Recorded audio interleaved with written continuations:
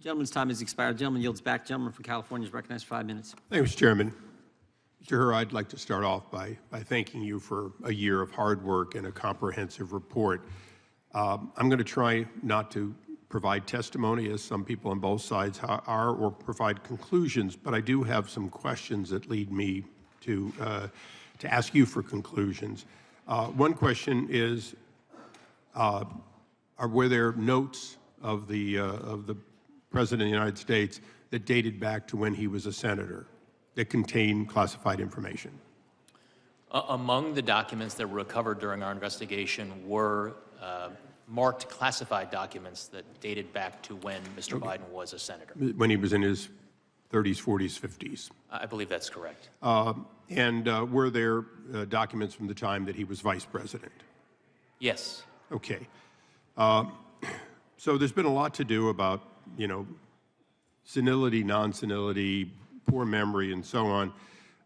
But let's just go through something that you deal with as a prosecutor every day. You first start off with a set of initial evidence that indicates there may have been a crime. Is that right? By the time it gets to you, usually you have some evidence that there may have been a crime. I think that is fair, yes. Okay, and in this case, at some point during this investigation where the elements of the crime, including willfulness, were put before you and you reached a personal conclusion that either there was likely guilt or not. Is that correct?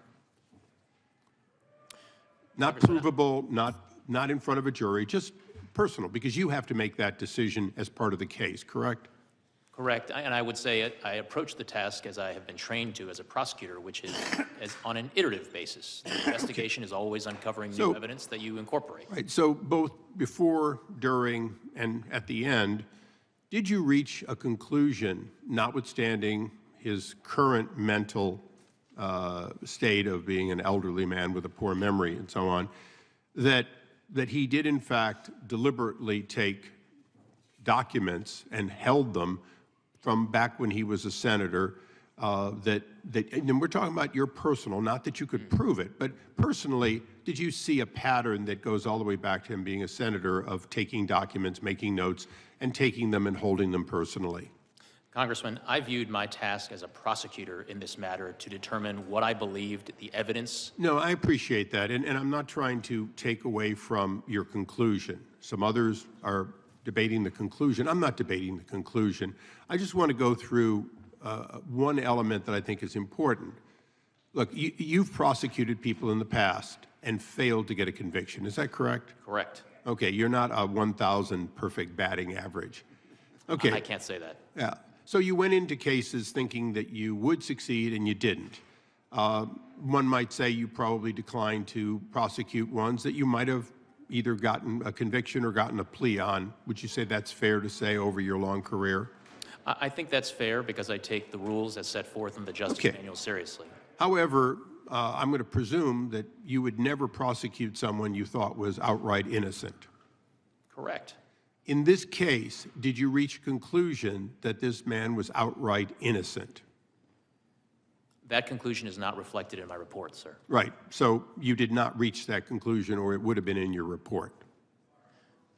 I viewed my task of explaining my decision to the Attorney General as being based on my judgment and my assessment of the evidence. Would a conviction at trial be the probable outcome? And that's and I just want to make sure the record is complete in that, because I think it's extremely important. You did not reach an idea that he had committed no wrong. You reached a conclusion that you would not prevail at trial and therefore did not take it forward. Is that correct? Correct, Congressman. Okay.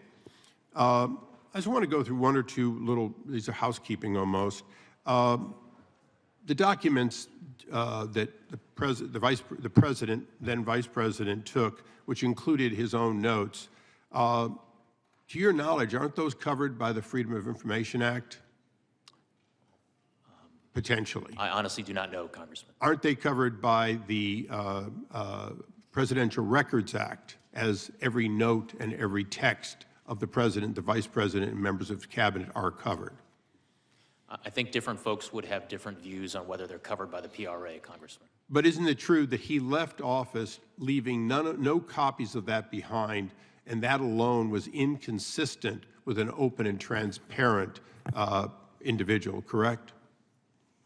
I'm not aware of copies of those materials being left behind, Congressman. Okay, I want to thank you, and Mr. Chairman, I want to thank you for the extra few seconds. I yield back. Gentleman yields back. The gentleman from Georgia is recognized.